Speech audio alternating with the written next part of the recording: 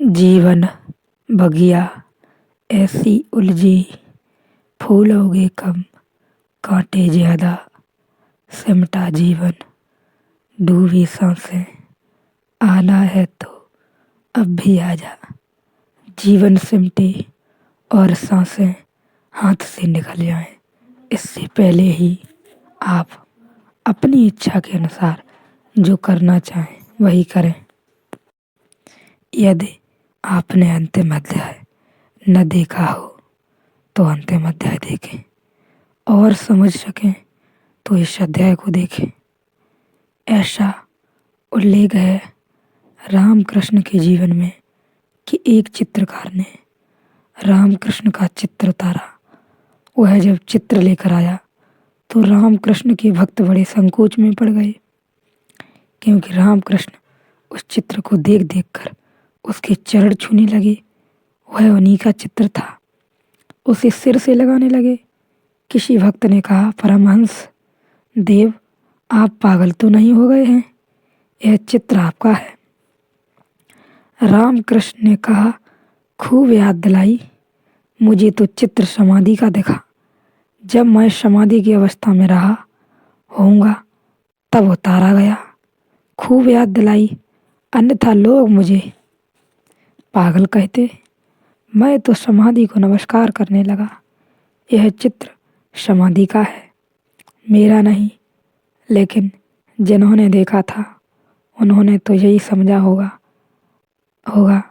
न कि हुआ पागल आदमी अपने ही चित्र के पैर छूने लगा, अपने चित्र को सिर से लगाने लगा। अब और क्या पागलपन होगा। अहंकार की यह तो आखिरी बात है हो गई।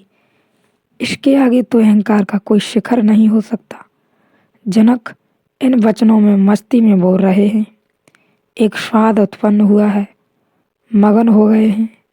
नाच सकते होते मीरा जैसा तो नाचे होते, गा सकते होते चैतन्य जैसे तो गाते, बांसुरी बजा सकते कृष्ण जैसी तो बांसुरी बजाते।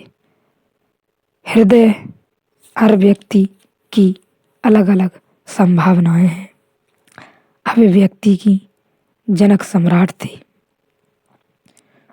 सुसंस्कृत पुरुष थे, सुशिक्षित पुरुष थे, प्रतिभावान थे, नवनीत थे।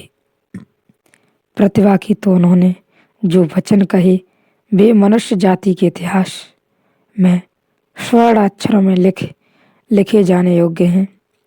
इन वचनों को समझने के लिए तुम अपने अर्थ बीच से हटा देना। करना है हमें कुछ दिन संसार का नज़ारा, इंसान का जीवन तो दर्शन का झरोका है।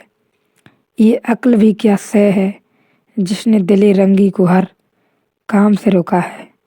हर बात ये टोका है, आ रास्ता ये मानी, तखील है शायर की लफ्जों में उलझ जाना फन कापियों का। ये अभी भी अक्ल क्या है सह है जिसने दिले रंगी को हर काम से रोका है, हर बात पे टोका है। जब भी हृदय में कोई तरंग उठती है तो बुद्धि तत्क्षण रोकती है। जब भी कोई भाव गहन होता है बुद्धि तत्क्षण दखलंदाजी करती है।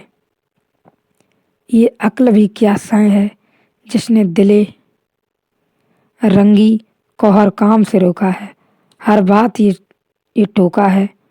तुम इश्क अब्ल को रंगी थोड़ा किनारे रख देना। तुम इस अक्ल रंगी को थोड़ा किनारे रख देना। थोड़ी देर को ही सही, क्षण भर को ही सही, उन क्षणों में ही बादल हट जाएंगे, सूरज का दर्शन होगा। अगर इस अक्ल को तुम हटाकर न रख पाओ तो यह टोकती ही चली जाती है। टोकना इसकी आदत है, टोकना इसका स्वभाव है, दखलंदाजी इसका रस है और धर्म का संबंध है।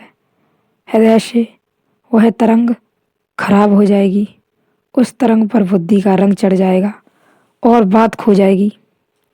तुम कुछ का कुछ समझ लोगे, आ रास्ताए मानी, तखील है शायर की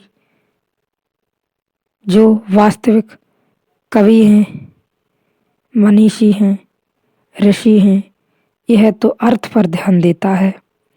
आरास्ता ईमानी तखील है शायर की, उसकी कल्पना में तो अर्थ के फूल खिलते हैं, अर्थ की सुगंध उठती है। लफ्जों में उलझ जाना फन काफियों का, लेकिन जो तुकबंद हैं काफियागों हैं, अर्थ का रहस्य, अर्थ का राज तो हृदय में छिपा है। तो बुद्धि को हटाकर सुनना तो ही तुम सुन पाओगे।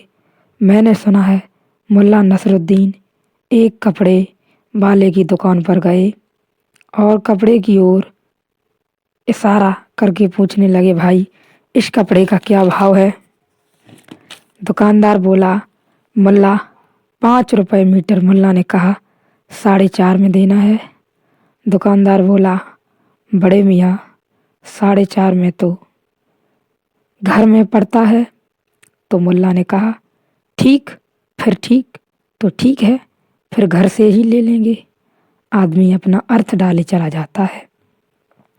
एक रोगी ने एक दांत के डॉक्टर से पूछा कि क्या आप बिना कष्ट के दांत निकाल सकते हैं?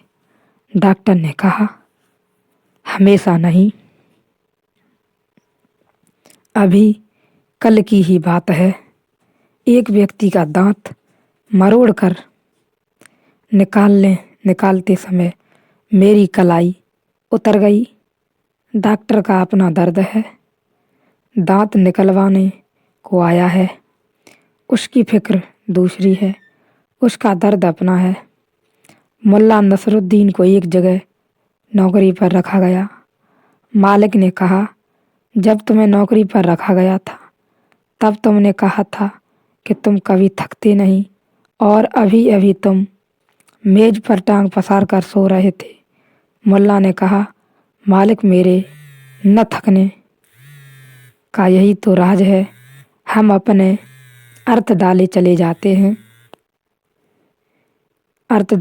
जाते हैं और जब तक हम अपने अर्थ डालने बंद न करें तब तक शास्त्रों के अर्थ प्रकट नहीं होते।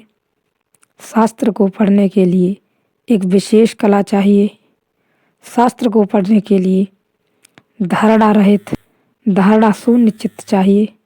शास्त्र को पढ़ने के लिए व्याख्या करने की जल्दी नहीं, श्रवण का स्वाद, संतोषपूर्वक धैर्यपूर्वक आस्वादन करने की क्षमता चाहिए।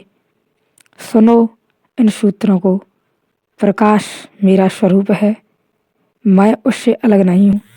जब संसार प्रकाशित होता है तब वह मेरे प्रकाश से ही प्रकाशित होता है। प्रकाशों में निज रूप नातिरिक्तो में तत्, यह सारा जगत मेरे ही प्रकाश से प्रकाशित है। ऐसा कहते हैं जनक अपनी बात में।